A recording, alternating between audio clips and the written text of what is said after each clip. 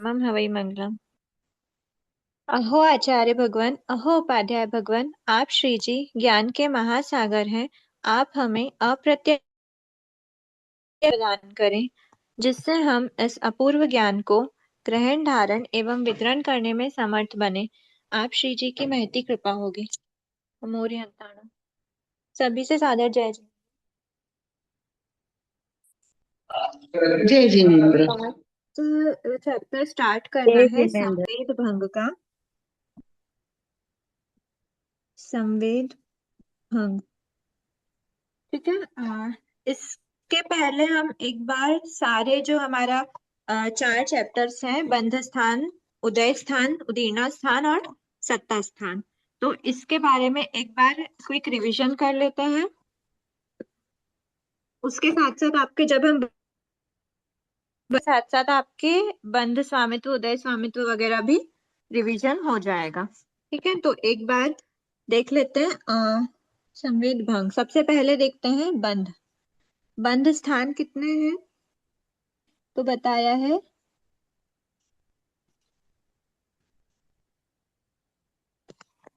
बंध स्थान, सबसे पहले बंध स्थान हमने देखा कितने प्रकार के होते हैं। एक चार साथ प्रकार के। जितने कर्मों का बंध होता है उसको हम बोलते हैं बंध स्थान।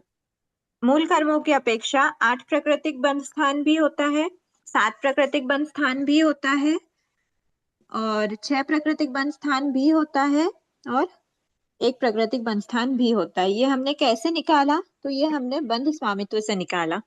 सबसे पहले हमने 8 कर्मों में आयुष्य कर्म को भी इंक्लूड करा, तो जिस समय पर आयुष्य कर्म का बंध होगा 1 से 7वें के फर्स्ट भाग में, उसमें से हमने 3 माइनस करा। थर्ड गुण स्थान में आयुष्य का बंध नहीं होता, तो हम इसको ऐसे लिख लेते हैं 1 2 4 5 6 और 7वें के फर्स्ट एक संख्यातम भाग तक, फर्स्ट समय नहीं, एक संख्यातम भाग तक क्या होता है, 8 प्राकृतिक बंध स्थान की पॉसिबिलिटी है जब आयुष्य बंध हो रहा है। और जब आयुष्य बंध नहीं हो रहा है तो 7 प्राकृतिक बंध स्थान होगा। तो फर्स्ट गुण स्थान में भी ऐसी पॉसिबिलिटी है कि नहीं हो आयुष्य का बंध, सेकेंड में भी ऐसी पॉसिबिलिटी है, थर्ड में भी है, फोर्थ में भी है, फिफ्थ में भी है, सिक्स्थ में भी, और कि आयुष्य का बंध नहीं हो। और यहाँ पर तो आयुष्य का बंध रुक ही जाता है, क्योंकि हम आयुष्य के जो आयुष्य का बंध स्वामित्व है उसमें देखते हैं कि 7वें गुण स्थान के पहले से लेकर 7वें गुण स्थान के एक संकेतन भाग तक ही आयुष्य का बंध होता है, और उसमें एग्जेप्शन है, तीसरे गुण स्थान में आयुष्य का बंध नहीं होता।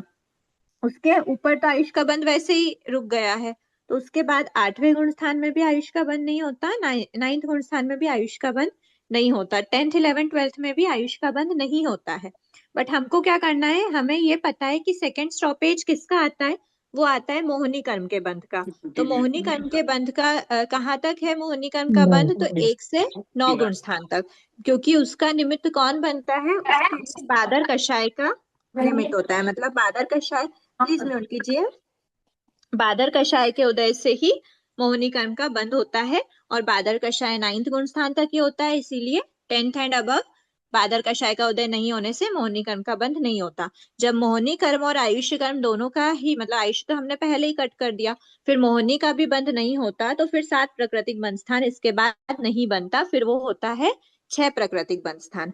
तो 6 प्राकृतिक के लिए इतने में तो 6 की पॉसिबिलिटी है ही नहीं, क्योंकि कभी भी ऐसा नहीं हो सकता जब आयुष्य और मोहिनी दोनों ही ना बंधे, क्योंकि आयुष्य की तो भजना होती है, हर समय नहीं बंधता, लेकिन मोहिनी कर्म तो हर समय बंधता ही है 1 से 9 गुण स्थान के बीच में। इसीलिए कभी भी ऐसा नहीं हुआ कि मोहिनी कर्म का बंध रुक गया हो जब आयुष्य का भी बंध नहीं हो रहा हो, और इन गुण स्थान के बीच में 6 प्राकृतिक बंध स्थान मिला हो, ऐसा कभी नहीं हुआ। तो 1 से 9 तक तो है ही नहीं। अब हम बात करते हैं 10th गुण स्थान की, तो 10th गुण स्थान में 6 प्राकृतिक बंध स्थान पाया जाता है। ठीक है, फिर 11th में भी पाया जाता है क्या, तो नहीं, हमें पता है अगला स्टॉपेज किसका आता है बंध में, तो वो आता है ज्ञानावर्णी, दर्शनावर्णी, अंतराय, नाम, गोत्र। ये 5 दीदी, प्रकृतियां दीदी एक थोड़ा साथ। सा स्लो करिए ना। फास्ट हो रहा है बहुत बोलने में, थोड़ा स्लो तो समझ में और अच्छे से आ जाएगा। ठीक ठीक ठीक है। फिर से लो एक बार। चलेगा दीदी, पर थोड़ा स्लो करते हुए लेंगे ना तो दिमाग में बैठ जाएगा वो पूरा। आप हाँ स्लो ले रहे हैं। ठीक ठीक है। ठीक है, पहले देखा हमने 8 प्राकृतिक बंध स्थान कब कब होता है, जब आयुष्य का भी बंध हो रहा है, क्योंकि हमको पता है कि जो आयुष्य कर्म है वो हर समय नहीं बनता, पूरे आयुष्य पूरे भव में एक ही बार। तो जिस समय पर आयुष्य कर्म का बंध नहीं हो रहा, मतलब बंध हो रहा है, उस समय पर 8 प्राकृतिक बंध स्थान होता है, क्योंकि बाकी 7 कर्म तो सदैव बंधते हैं, अनादिकाल से बंधते आ रहे हैं, बट आयुष्य हमेशा नहीं बंध रहा था। तो 1 2 4 थर्ड गुण स्थान में आयुष्य का बंध पॉसिबल नहीं है, तो 8 प्राकृतिक बंध स्थान भी पॉसिबल नहीं होगा। 1 2 4 5 6 और 7 का एक संकेतम भाग तक आयुष्य का बंध पॉसिबल है, इसीलिए 8 प्राकृतिक बंध स्थान भी पॉसिबल है। अब बात करते हैं जब आयुष्य का बंध नहीं हो रहा, सिर्फ एक ही कर्म हमने माइनस किया, तो first second third fourth fifth six, मतलब इन सभी गुण स्थान में ऐसी पॉसिबिलिटी है कि आयुष्य कर्म का बंध नहीं हो रहा और 7 प्राकृतिक बंध स्थान चल रहा है। तो ये पॉसिबिलिटी कब तक आती है, जब तक मोहिनी कर्म का बंध विच्छेद नहीं होता, मतलब मोहिनी कर्म का स्टॉपेज कब होता है, 9th गुण स्थान के बाद, क्योंकि 9th गुण स्थान तक बादर कषाय का उदय रहता है, और उस 9th गुण स्थान तक ही जय जिनेन्द्र दीदी, वो एक बार ये सब थोड़ा शॉर्ट में एक बार बता दीजिए ना, बंद स्थान वगैरह। मैं थोड़ा क्लास मेरा नहीं हो पाया था तो कुछ समझ नहीं आ रहा है मेरे को। बंध स्थान मतलब एक साथ जितनी प्रकृतियों का बंध होता है उसको कहते हैं बंध स्थान। तो हमारे मूल कर्म 8 होते हैं, तो जब 8 कर्मों का एक साथ बंध होता है तो उसको हम बोलते हैं 8 प्राकृतिक बंध स्थान। तो ये 8 प्राकृतिक बंध स्थान कब कब होगा, तो ये हमने उसके गुण स्थान निकाले हैं। इन गुण स्थान में आयुष्य कर्म की बंधने की पॉसिबिलिटी है, इसीलिए इन गुण स्थानों में 8 प्राकृतिक बंध स्थान पाया जाता है।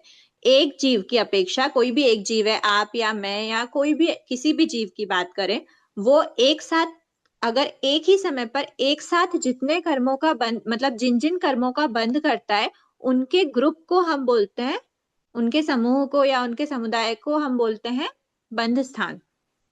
तो इसीलिए 8 प्रकृतियां, मतलब ज्ञानावर्णी दर्शनावर्णी वेदनी मोहिनी आयुष्य नाम गोत्र अंतराय, 8 ही जो कर्म है वो 8 ही कर्मों का एक ही समय पर, मतलब एक ही साथ बंध हो, ऐसी पॉसिबिलिटी होती है, इसीलिए 8 प्राकृतिक बंध स्थान एग्जिस्ट करता है।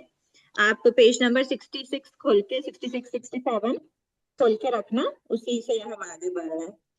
जी फिर दीदी। बात आती है 7 प्राकृतिक बंध स्थान की। तो 7 प्राकृतिक कब होगा, जब आयुष्य कर्म का बंध नहीं होगा। तो आयुष्य कर्म का बंध नहीं होगा और उसके अलावा 7 ही कर्मों का बंध होगा, मतलब सब ज्ञानावर्णी दर्शनावर्णी वेदनी मोहिनी नाम गोत्र अंतराय, इन 7 ही कर्मों का बंध हो रहा है, बट आयुष्य का बंध नहीं हो रहा। तो ये पॉसिबिलिटी है 1 से 9 गुण स्थान तक की, जस्ट बिकॉज 10th गुण स्थान में, क्यों, क्योंकि मोहिनी कर्म का बंध कब होता है, बादर कषाय के निमित्त से ही, मतलब बादर कषाय का जब उदय होता है उसके निमित्त से ही मोहिनी कर्म का बंध होता है, और मोहिनी कर्म का बंध 10वें गुण स्थान में नहीं होता, क्योंकि वहां बादर कषाय का उदय नहीं होता। हम बोलते हैं सूक्ष्म संप्राय गुण स्थान, मतलब ओनली सूक्ष्म लोभ का उदय वहां पर होता है। वहां पर सूक्ष्म लोभ का उदय होने से, बादर कषाय का उदय नहीं होने से मोहिनी कर्म नहीं बनता, इसीलिए 9th गुण स्थान तक 7 प्राकृतिक बंध स्थान रहता है, फिर हमको मोहिनी को भी माइनस करना पड़ेगा। तो 8 प्राकृतिक में हमने सबसे पहले आयुष्य को जब माइनस किया, तो आयुष्य माइनस करने पे हमको 7 प्राकृतिक मिला। फिर 7 प्राकृतिक में से अब हमने मोहिनी को भी माइनस कर दिया, तो हमको 6 प्राकृतिक मिला। अब 6 प्राकृतिक बंध स्थान मिला, तो 6 प्राकृतिक बंध स्थान की पॉसिबिलिटी 1 से 9 में हो सकती है क्या, कि हमको 6 प्राकृतिक बंध स्थान मिले, मतलब जहां आयुष्य भी नहीं बन रही हो और मोहिनी कर्म भी नहीं बन रहा हो। तो ये कभी भी पॉसिबिलिटी मिलना इसमें नहीं हो सकता, क्योंकि 1 से 9 गुण स्थान में हर समय मोहिनी कर्म का बंध तो होता ही होता है, मतलब इसके लिए ऐसा कंपल्शन नहीं होता आयुष्य कर्म के लिए कि हर समय बंधे, क्योंकि हमको पता है आयुष्य कर्म एक भाव में एक ही बार बंधेगा, लेकिन जो मोहिनी कर्म है वो हर समय बंधता रहता है, अनादिकाल से बंधता आ रहा है। तो उसमें कभी भी रुकावट आ जाए, या फिर कभी ऐसी पॉसिबिलिटी हो कि आयुष्य और मोहिनी दोनों नहीं बंध रहा, ऐसी कभी पॉसिबिलिटी नहीं हो सकती। इसीलिए 1 से 9 गुण स्थान में हमको 6 प्राकृतिक बंध स्थान नहीं मिल पाता। तो कब मिलता है? तो वो मिलता है 10th गुण स्थान में, जब हमारे आयुष्य का बंध भी स्टॉप हो गया है, मोहिनी का बंध भी स्टॉप हो गया है। तो 6 कौन सी बची? ज्ञानावर्णी, दर्शनावर्णी, वेदनी, नाम, गोत्र, अंतराय। ये 6 प्रकृतियां हमारी, मतलब 6 मूल कर्म बचे 10th गुण स्थान में बंध योग्य। अब 10th के बाद अब एक साथ 10th गुण स्थान के एंडिंग में, लास्ट समय में जीव ज्ञानावर्णी, दर्शनावर्णी, नहीं, ज्ञानावर्णी, दर्शनावर्णी, नाम, गोत्र, अंतराय, इन 5 कर्मों का एक साथ बंध विच्छेद करता है। मतलब 10th गुण स्थान के लास्ट समय तक ही बंध होता है और उसके बाद उनका बंध नहीं होता, चाहे वो 11th में पहुंच जाए, 12th में पहुंच जाए, 13th में पहुंच जाए, 14th में पहुंच जाए। क्यों नहीं होता? क्योंकि जो ये 5 कर्म है, ज्ञानावर्णी, दर्शनावर्णी, नाम, गोत्र, अंतराय, इनका निमित्त कौन होता है? इनका निमित्त होता है सकषायी अवस्था। कषाय युक्त जीव ही इन कर्मों को बांधता है। और 11th 12th वगैरह गुण स्थान में, 11th गुण स्थान में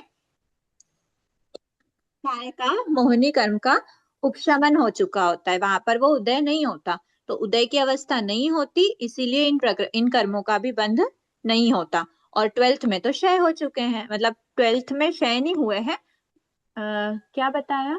हाँ, 12th में मोहिनी कर्म नहीं है, मतलब मोहिनी कर्म क्षय हो चुका है, इसीलिए सकषायी अवस्था नहीं होती, वहां पर भी अकषायी अवस्था ही होती है। तो इसीलिए इन कर्मों का बंध 6 प्रकृति बंध स्थान 10th गुण स्थान में ही होता है। ज्ञानावर्णी, दर्शनावर्णी वगैरह का बंध 11, 12, 13 में नहीं होता। ये चार्ट आप इसमें से बंध स्थान से भी मिलाते जाना, बंध स्वामित्व से, सॉरी, ये वाला अध्याय 15 से पेज नंबर 46 से। तो 46 में जो बात है वही आगे आपको 67 पेज में रिकॉल करवा रहे हैं, उसी के साथ कुछ नया भी बता रहे हैं, और फिर आगे देखेंगे, है ना। तो ये हो गया। अब 6th गुण स्थान, 10th गुण स्थान में 6 प्राकृतिक होती है। तो जब 6 प्राकृतिक के बाद 10th के लास्ट समय में हमने ज्ञानावर्णी, दर्शनावर्णी, फिर क्या, ज्ञानावर्णी, दर्शनावर्णी, नाम, गोत्र और अंतराय, इन 5 कर्मों को हमने माइनस कर दिया। तो हमारे पास डायरेक्टली जब हम 11th में आते हैं, जब हम 12th में आते हैं, जब हम 13th में आते हैं, तो हमारे पास सिर्फ एक ही कर्म बचता है, वो होता है वेदनी कर्म। वेदनी कर्म ही बंधता है 11, 12, 13 गुण स्थान में। बाकी आयुष्य कट, मोहिनी कट, ज्ञानावर्णी, दर्शनावर्णी, नाम, गोत्र, अंतराय एक साथ कट। इसीलिए 8 प्राकृतिक में ऑल है, 7 में आयुष्य माइनस किया है, 6th में आयुष्य और मोहिनी दोनों माइनस किया है, और एक प्राकृतिक में आयुष्य, मोहिनी प्लस ये 5, तो 5, 6, 7, 7 कर्म बंध माइनस हो गए। ओनली 1 कर्म का बंध होता है, वो है वेदनी कर्म का। वेदनी कर्म का बंध क्यों होता है? क्योंकि उसके लिए जो निमित्त होता है वो योग और कषाय होता है। तो एक माना मिनट, कि 10वें में 6 में कौन सा बोले, आप वापस बताइए। 10वें में कौन सा माइनस कर दिया अपन? 10वें में इसमें 6 प्रतिशत स्थान में 10वें में माइनस नहीं करा है, 10वें के 6 पहले, मतलब प्रतिशत स्थान में मोहिनी मोहिनी 10वें के पहले मोहिनी क्षय हो गया था, तो यहाँ पे हमने 7 से 6 में आए तो मोहिनी को माइनस करते हुए आए, और 6 हाँ से 1 में जाएंगे तो ये 5 प्रकृतियों को माइनस करेंगे। हाँ मतलब 6 ठीक है। में तो इनका बंद हो रहा है, बट 6 हाँ के बाद जब 1 में स्विच होगा, मतलब 10वें गुण स्थान में तो इनका बंद होता है, बट 10वें से 11वें में जाएगा या फिर 10वें से 12वें में जाएगा तो इनका बंद नहीं करेगा। ठीक है। ठीक। अब वेदनी कर्म है योग प्लस कषाय के निमित्त से। तो माना कि 11, 12, 13 गुण स्थान में कषाय नहीं है, अकषायी अवस्था है, लेकिन योग के होने के कारण 11th में भी बनता है, 12th में भी बनता है, 13th में भी बनता है। 13th में बनने के बाद क्या हम 14 को ले सकते हैं? नहीं, क्योंकि योग नहीं है उसमें। नहीं ले सकते, क्योंकि वो अयोगी गुण स्थान हो जाता है, वहां पर योग नहीं होने से वेदनी कर्म का बंध नहीं होता। ठीक है, इसीलिए हमने 11, 12, 13 तक ही एक प्राकृतिक लिया है। उसके बाद 14 गुण स्थान में कोई भी कर्मों का बंध नहीं होता है, तो हम 13 के लास्ट में वेदनी को भी माइनस कर देंगे। ठीक है, अब ये तो हो गया हमारा बंध स्थान, 8, 7, 6 और 1। अब हम उदय स्थान की बात कर लेते हैं।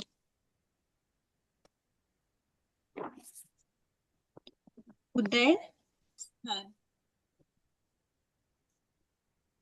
उदय स्थान में सबसे पहले 8 कर्मों का एक साथ उदय होना पॉसिबिलिटी है? यस, ऑफ कोर्स है। 8 ही कर्म जीव के उदय में रहते हैं। तो कब उसका उदय रुकता है? तो हमें पता है कि जीव सबसे पहले किसका उदय रोकता है? तो वो रोकता है मोहिनी कर्म का उदय। सबसे पहले जीव मोहिनी कर्म का उदय रोकता है। तो मोहिनी कर्म का उदय कब रोका? मोहिनी कर्म का लास्ट उदय कब तक हो रहा था? आप एक बार 9th उदय स्थान। आप एक बार उदय की चार्ट अपनी बना लेना, ज्ञानावर्णी दर्शनावर्णी वगैरह की, तो उसमें हम एक बार देख लेते हैं। उदय की चार्ट में सबसे पहले किसको हटा रहे हैं? मोहिनी कर्म को। देखो ये था 1 से 12, 1 से 14, 1 से 10 और व्हाट नेक्स्ट?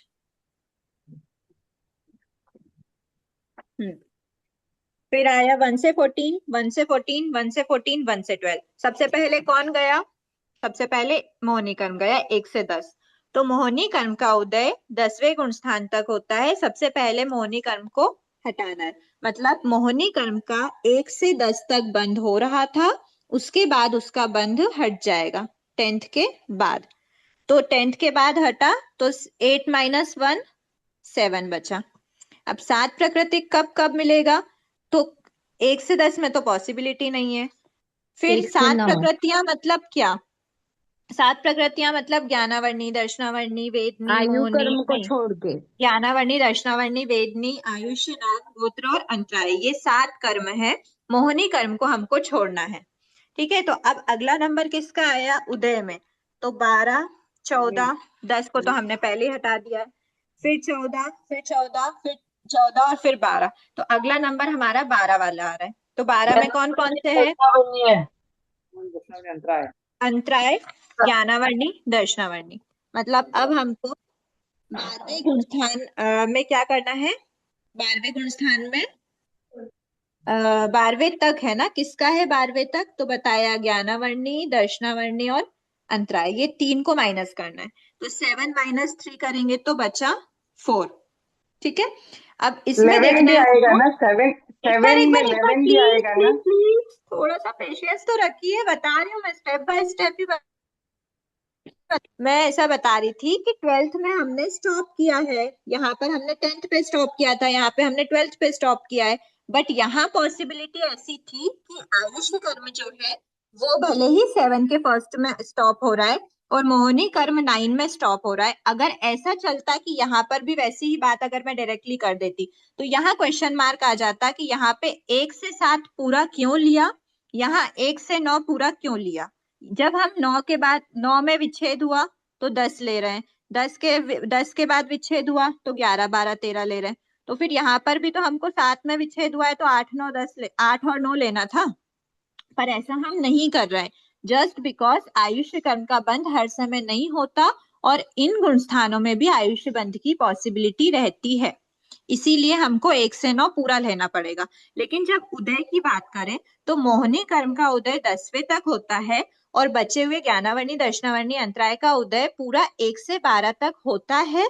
पर जब उनका 1 से 10 तक हो रहा है तब मोहिनी कर्म भी उनका साथी है, मतलब वो 8 ही कर्म एक साथ उदय में आ रहे हैं। बट 10th में मोहिनी कर्म चला गया तो अब वो जब जीव 11th में आता है तो 11th में आता है तो उसके पास मोहिनी कर्म नहीं बचता, वो ज्ञानावर्णी, दर्शनावर्णी और अंतराय प्लस नीचे के 4 कर्म बचते हैं, तो वो 7 प्रकृति रहता है। इसीलिए 10 तक हमारे पास पॉसिबिलिटी नहीं है कि मोहिनी को हम उदय रोक दें और सिर्फ बचे हुए 7 कर्मों का हमारा उदय हो। इसीलिए 11th में आता है तो मोहिनी का उदय रुक जाता है, 12th में आता है शपथ श्रेणी की अपेक्षा तो मोहिनी का उदय रुक जाता है। और फिर 12th के एंडिंग में, क्योंकि 11th के एंडिंग में तो इनका उदय नहीं रोकते, 11th के बाद तो मतलब 11 के बाद क्या होता है, 11th के बाद वापस 10th में आते ही आते हैं। बट 12th के बाद इनका उदय नहीं होता। क्यों नहीं होता? क्योंकि 12th के बाद जो भी जीव 13th में जाता है वो केवली अवस्था प्राप्त करता है, मतलब केवल ज्ञान, केवल दर्शन प्राप्त करता है। तो इनका क्षय होने के बाद ही प्राप्त करता है। तो जब इनका क्षय हुआ उसके बाद प्राप्त किया, तो क्षय हुआ मतलब सत्ता में ही नहीं बचा। जब सत्ता में ही नहीं होगा तो उदय कैसे आएगा? इसीलिए 12th गुण स्थान तक ही इन 3 कर्मों का उदय रहता है। तो 11th और 12th में 7 प्राकृतिक उदय स्थान मिलता है। फिर इन तीनों का जैसे ही उदय रोका तो 7 - 3, अब हमको मिलेगा 4 प्राकृतिक उदय स्थान। अब ये कब पॉसिबिलिटी है कि ये 3 प्लस ये 4 घाती कर्म उदय में नहीं है? तो ये पॉसिबिलिटी है जब इनका उदय 12th के एंडिंग में रोक दिया तो 13 में इनका उदय नहीं होगा। उसके बाद फिर 14 में भी इनका उदय नहीं होगा, और उसके बाद तो फिर मोक्ष हो जाता है, क्योंकि 13 में इनका उदय नहीं रोक रहा है। हमने जब चार्ट में देखा था तो हमारे पास 12 के बाद डायरेक्ट 14 का नंबर आया, 13 का नंबर नहीं आया। वेदनी कर्म, आयुष्य कर्म, नाम कर्म, गोत्र कर्म, इनके लिए डायरेक्ट 14 में एंडिंग हुई है।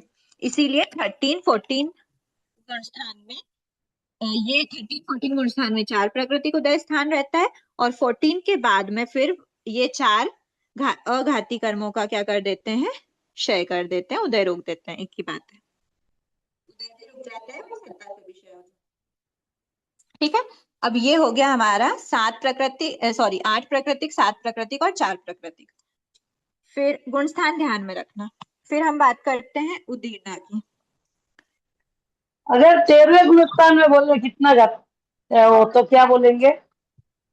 13वें गुण स्थान में किसी का भी उदय विच्छेद नहीं होता। कितने का उदय है तो बोलेंगे 4 का उदय है। अच्छा। और वो उदय 4 वाला 13 में भी रहता है, 14 तक भी वही 4 का उदय चलता रहता है। और ऐसे 11 में होगा ना? क्या 11 में 7 का उदय रहेगा? 7 का 11th तो में? 11 में भी रहेगा, 12 में भी रहेगा, क्योंकि 12 में इन तीनों का तो उदय चल रहा है ना, अभी इनको थोड़ी हाँ माइनस। हाँ हाँ हाँ तो उस 12 में भी 7 का रहेगा। सिर्फ मोहिनी का हाँ उदय रुकता है, 11 हो या 12 हो। हाँ। Thank you. उनके नाम ही वही होते हैं, उपशांत मोह और क्षीण मोह। सिर्फ मोहिनी हाँ। कर्म का ही उदय रुका हुआ है, एक में उपशांत अवस्था है और एक में क्षय की अवस्था है, ऐसा। दीदी 13, 14 में वो चारों आघाती कर्म आ जाएंगे ना? हाँ, चारों अघाती कर्म का उदय रहता है। घाती हाँ। कर्म का क्षय होने के बाद ही जीव केवल ज्ञान, केवल दर्शन प्राप्त करता 8, 9 गुण स्थान में आयुष्य का बंध होता है क्या? है। 8th 9th में नहीं होता, 7th के फर्स्ट संकेतम, हाँ, एक संकेतम भाग तक ही होता है। तो आपने 7 वाले में ये बोला ना आयुष्य हट गया, इसलिए 8 और 9 में भी अपने एड ऑन किए हैं। तो आयुष का बंध नहीं हो रहा ना, आयुष का बंध नहीं होने वाले ही तो गुण स्थान है 8 और 9। आयुष्य का बंध ये दीदी जैसे इसमें आप 7 वाले में ये बंद एक स्थान बार में एक बार 7 एक बार जिनका डाउट था वो क्लियर हो जाए, फिर एक बार डाउट क्लियर हो ना फिर नेक्स्ट डाउट उठाना। हो गया आपका डाउट क्लियर, जिनका था अभी, जिन्होंने पूछा नहीं, था? आयुष्य का बंध तो नहीं हो रहा है, 7 के पहले भाग तक हो रहा है आयुष्य का बंध, लेकिन अपने 7 वाले में वापस 8 और 9 लिया ना 7 के बाद, मतलब 1 2 3 4 हाँ, 5 तो 6 7 सात 8 9। प्रकृति का आशय क्या हुआ? एक प्रकृति कम हुई है, मतलब कौन सी हाँ, कम हुई है? आयुष्य हट गया। हाँ, आयुष्य का बंध हट गया, मतलब ऐसा प्रैक्टिकल सोचो, आयुष का बंध नहीं हो रहा। तो हम्म। आयुष का बंध नहीं हो रहा तो ऑफ कोर्स 8 और 9 में नहीं होता ना, तो हम उसको इसी में तो इंक्लूड करेंगे।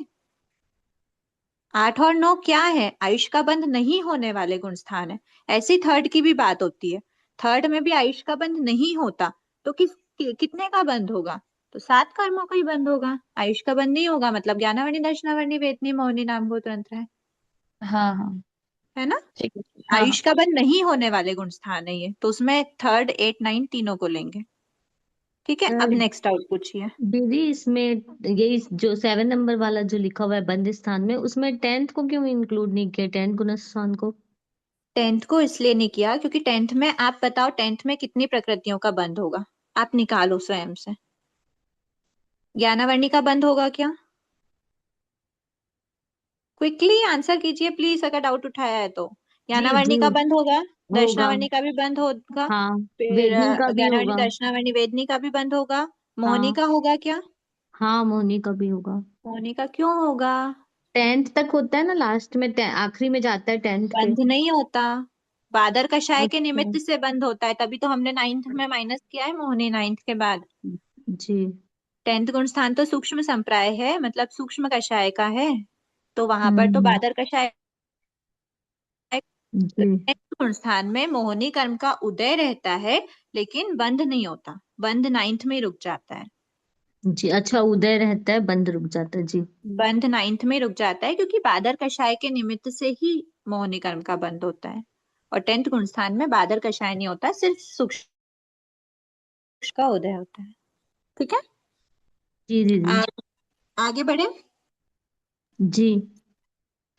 उदीर्णा स्थान, उदीर्णा स्वामित्व उदीर्णा स्थान देख लेते हैं, उदीर्णा स्वामित्व को साथ में लेते हुए। ठीक है, अभी एक बार के लिए ये हटा दूं मैं। अगर आप लोग को किसी को साथ साथ में आप नोट्स बनाओ तो बेस्ट है, नहीं बनाए तो एक बार स्क्रीनशॉट ले सकते हैं। 1-2 मिनट ऐसे ही रखिए आप, अनुश्री जी, आप 2 मिनट स्क्रीनशॉट रखिए। आप स्क्रीनशॉट ले लीजिए, आप बाद में नोट कर मुझे लेना नहीं अगर। लेना था स्क्रीनशॉट, 1 मिनट में लिख लेते हो।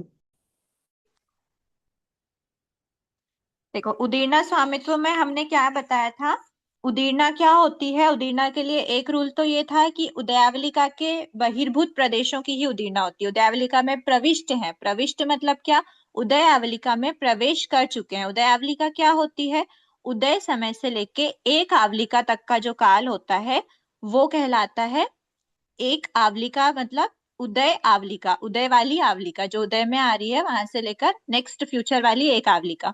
तो ऐसी जो एक आवलिका है, वहां वहां के जो प्रदेश होते हैं उनकी उदीर्णा करना पॉसिबल नहीं है। उदीर्णा क्या है, तो प्रयत्न विशेष से जब हम ऊपर के उदयावलिका बहिर्भूत मतलब एक आवलिका के बाद वाले जो भी प्रदेश होते हैं जिनकी स्थिति एक आवलिका से अधिक है, अभी करंट समय से देखें तो एक आवलिका से अधिक जिनकी स्थिति है, ऐसे प्रदेशों को उठा करके, ऐसे सभी नहीं, उसमें से कुछ प्रदेशों को ही उठा करके हम क्या करते हैं, उदय समय में लेकर आ जाते हैं। जिस समय हम भोग रहे हैं उस समय में हम उन प्रदेशों को लेकर आ जाते हैं। ये हो गया आपका। रिकॉर्डिंग भी तो तो हो रही है ना, रिकॉर्डिंग में आ जाएगा ना दीदी पूरा। हाँ, तो ऐसे जो उदीर्णा मतलब ऐसे जो उदयावली का बहिर्भूत प्रदेश होते हैं, उन उदयावली का बहिर्भूत प्रदेशों को क्या करते हैं, प्रयत्न विशेष से उदय समय में लेके आते हैं। जिस समय भोग रहे हैं तो उस समय भोगने योग्य का तो मतलब भोगते ही है, बट जो भोगने योग्य बाद में थे उनको भी प्रयत्न विशेष से उठाकर हम क्या करें, उदय समय में लेकर आ गए जो बाद के थे। अब इसमें यहाँ का ड्यूरेशन हमने क्यों छोड़ा, क्योंकि ये एक आवलिका का काल है। एक आवलिका असंख्य समय की एक आवलिका होती है। पहला समय हमारा उदय समय, नेक्स्ट समय थर्ड समय, फोर्थ समय, फिफ्थ समय, सिक्स समय, ऐसे असंख्य समय फ्यूचर के, वो ड्यूरेशन कहलाता है उदय आवलिका। उदय आवलिका सकल करण के अयोग्य होती है।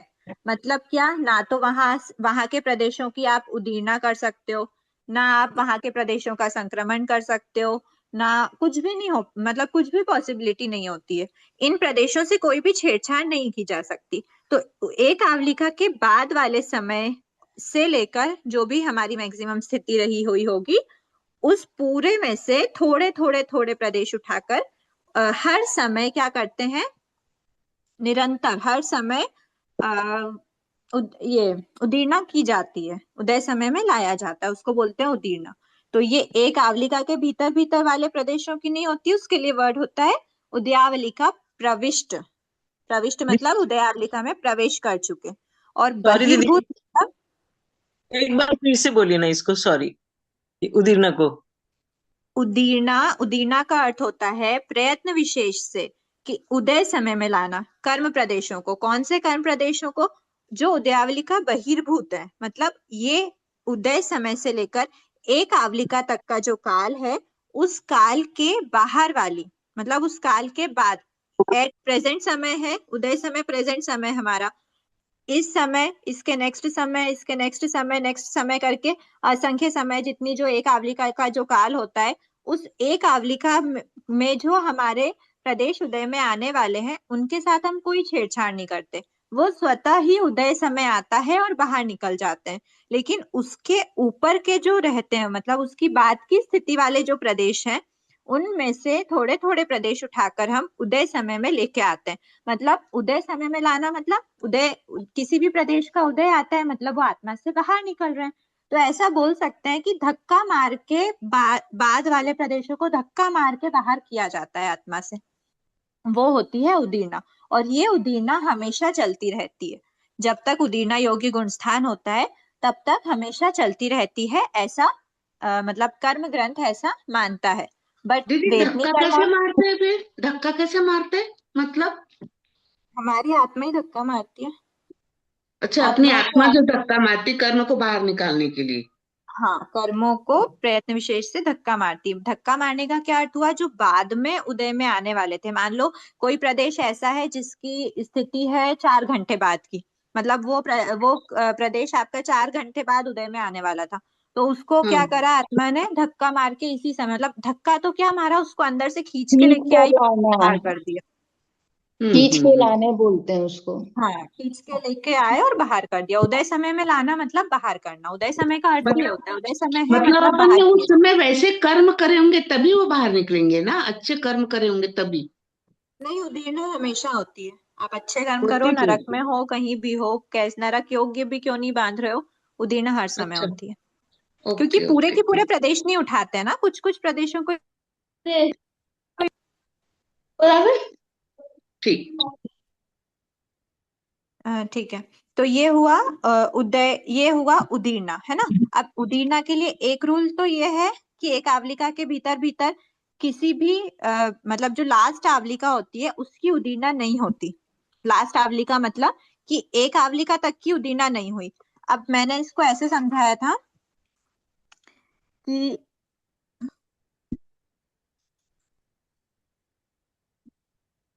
यहाँ पे मान लेते हैं, ठीक है। अब ये पूरा हमारा निषेक है, ये हमारा फर्स्ट समय का निषेक है जिसका उदय समय ये है। इसकी एक आवलिका, उदय समय से लेके एक आवलिका तक के प्रदेशों को हम कुछ नहीं कर रहे, और इन सब में से हम प्रदेशों को उठा करके उदय समय में लेके आए। ठीक है। अब सेकंड समय हुआ, तो ये समय बीत गया। अब उसके बाद नंबर आ, कम हो गया। प्लीज म्यूट कीजिए अगर आपके डाउट नहीं हो तो। ये हुआ, नेक्स्ट समय आया, है ना। तो नेक्स्ट समय आया, एक समय बीत चुका है। अब ये नेक्स्ट निषेक बना, ये सेकंड निषेक हो गया। सेकंड वही रहेगी, बट अब यहां से ये जो एक आवलिका इसमें गिनी थी वो इस समय को इंक्लूड करके गिनी थी। अब इसके लिए एक आवलिका क्या होगी? इस समय से लेकर उसकी आवलिका भी एक समय और ऊपर हो जाएगी। फिर नेक्स्ट हम बात करें तो ये हमारा करेंट समय था, इससे एक समय और ऊपर हो गया, एक समय और ऊपर हुआ, तो आवलिका भी यहां से लेकर एक आवलिका का काल ये हो गया। ठीक है। फिर आई बात नेक्स्ट की, तो फिर नेक्स्ट एक समय और ऊपर हुआ, तो एक आवलिका का काल इसमें एक समय और ऊपर हो गया। फिर जब बात आती है, ये अलग अलग निषेक है, मतलब एक ही कर्म प्रकृति के अलग अलग समय पे बताया गया है। फिर बात आती है, ये अगला निषेक है जिसमें बात आई यहाँ की। अब मान लो इसका जो है ना, ये थोड़ा सा ऐसे समझ लेना, ऊपर से थोड़ा थोड़ा कम कर देते हैं एक बार।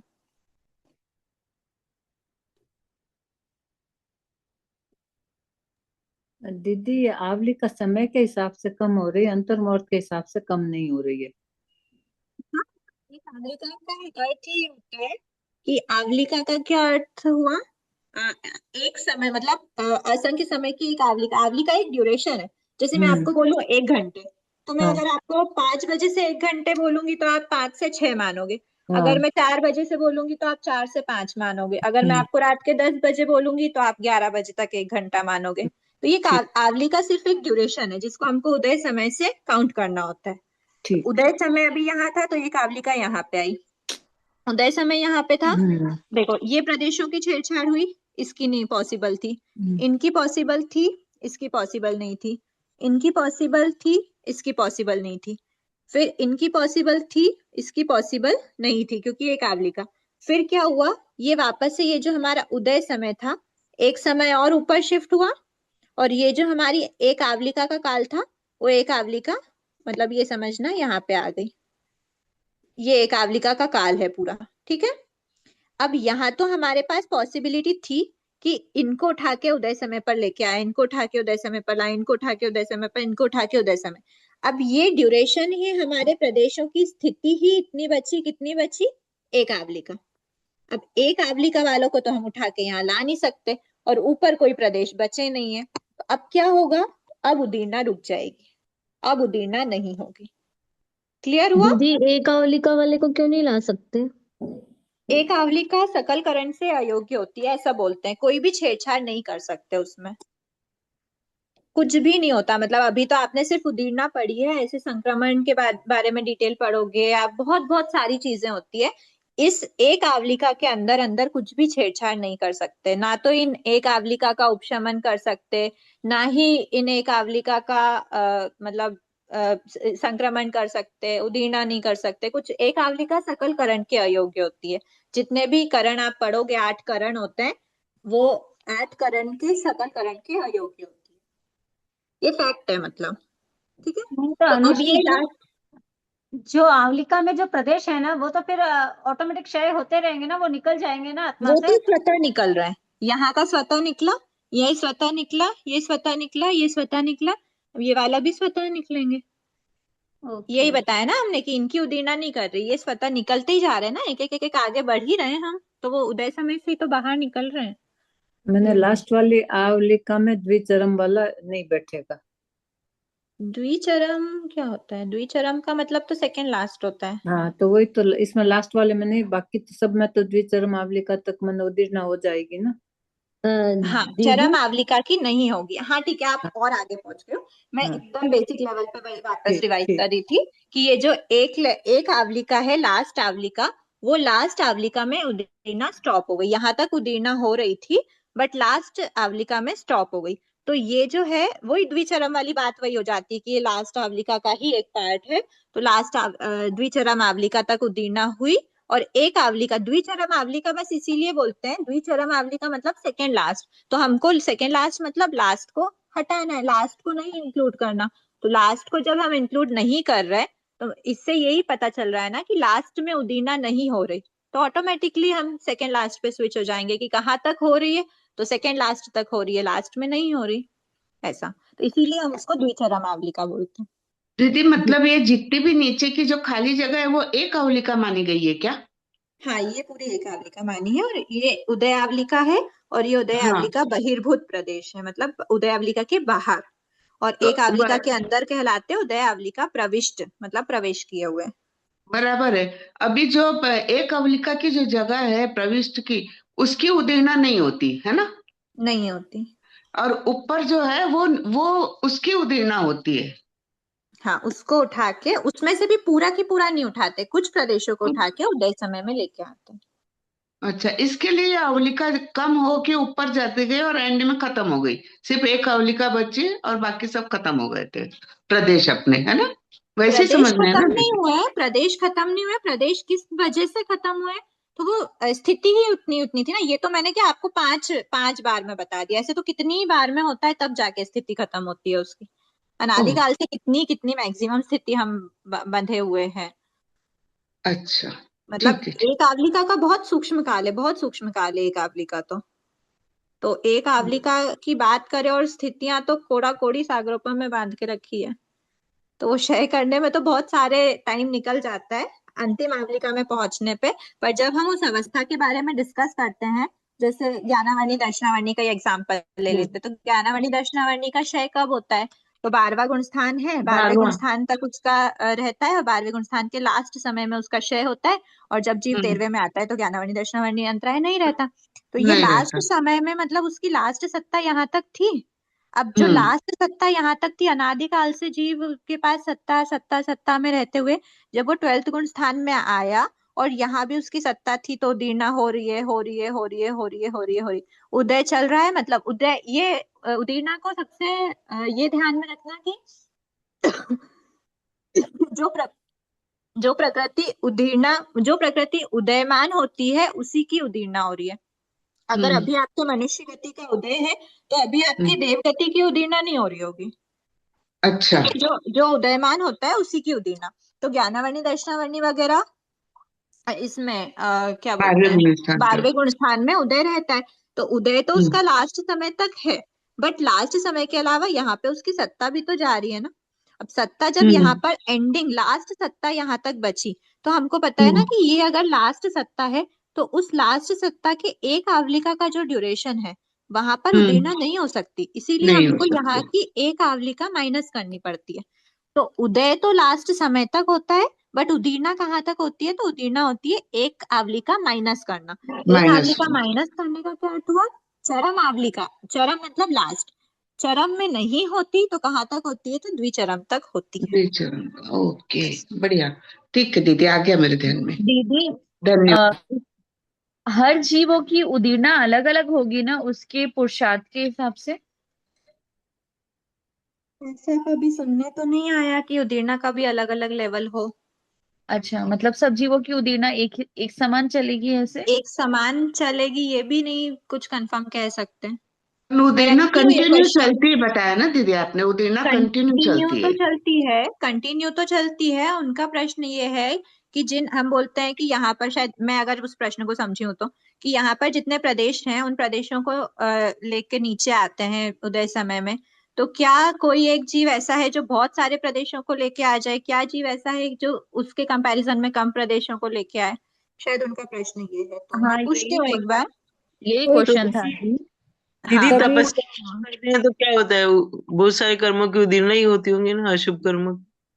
अशुभ क्या, शुभ की भी होती है, शुभ अशुभ सबकी होती रहती है। दीदी चलो तो अब उदीर्णा आपके जो मतलब ये जो अभी आपने क्वेश्चन पूछा ना, ये एक बार मेरे को व्हाट्सएप भी कर देना, और ऐसे जो भी जिज्ञासा समाधान वाले क्वेश्चंस आए ना तो आप एक बार पूछना, तो मैं आगे रख लूंगी, ठीक है। दीदी सबकी दीदी स्थिति तो उदीर्णा अलग अलग होती है ना, तो उदीर्णा भी तो अलग अलग ही होगी ना, स्थितियां भी तो सबकी अलग अलग होती है ना, वो बात नहीं है, साथ भी एक बार सबका हाँ अलग अलग होता कवि, है, स्थितियां भी अलग अलग होती है।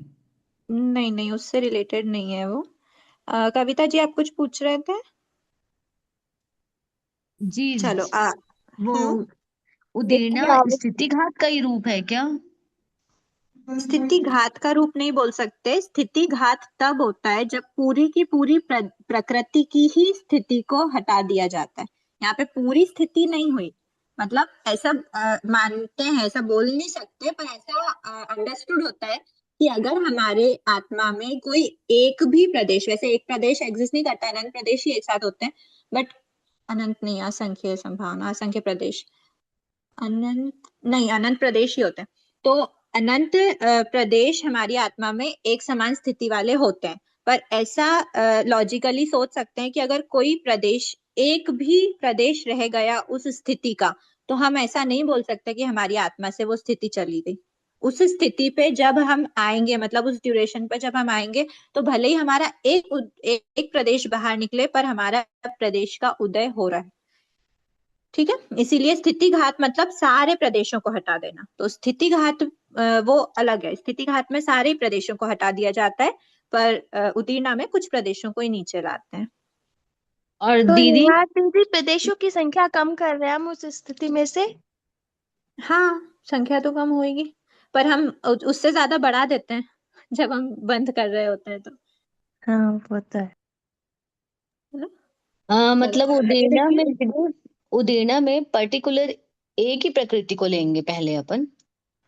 नहीं, आत्मा में तो बहुत सारी प्रकृतियों का उदय चल रहा होता है ना हाँ एक साथ, जितने का उदय है सबकी उदीर्णा हो रही होगी। हाँ, पर आप अभी बोले ना स्थिति घात में सारी कर्म सारी प्रकृति। प्रकृति नहीं, किसी भी एक प्रकृति की सारे प्रदेशों को हटाना। ओके।